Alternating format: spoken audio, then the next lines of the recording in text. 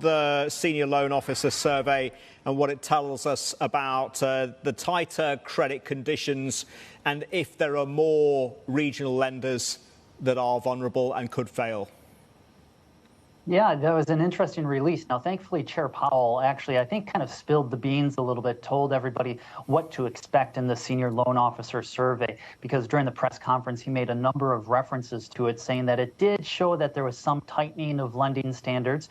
I think one of the bigger surprises was the notable decline in demand for lending. So it's not just that banks are pulling back, but even businesses and households seem to be pulling back. You know, we would expect that with higher rates here, but it was a little bit bigger of a drop than what I was expecting to see. So this really does suggest that, you know, maybe we're not seeing a credit crunch, but it is more like a compression or some sort of consolidation in credit, which is likely then to further weigh on growth and inflation going forward.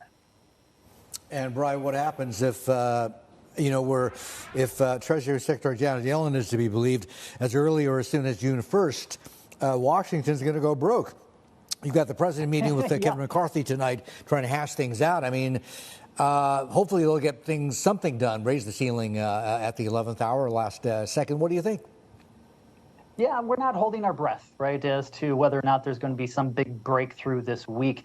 I think in a best case scenario that they would agree to disagree and just punt a decision a little bit further down the road, effectively suspend it or agree to lift the debt ceiling a certain amount, and then continue negotiations for another month or 3 months or so. And it is one of those weird things where everybody is taking a very hardline stance, but we never really know what's going on behind the scenes, right? Is the tone a little bit softer?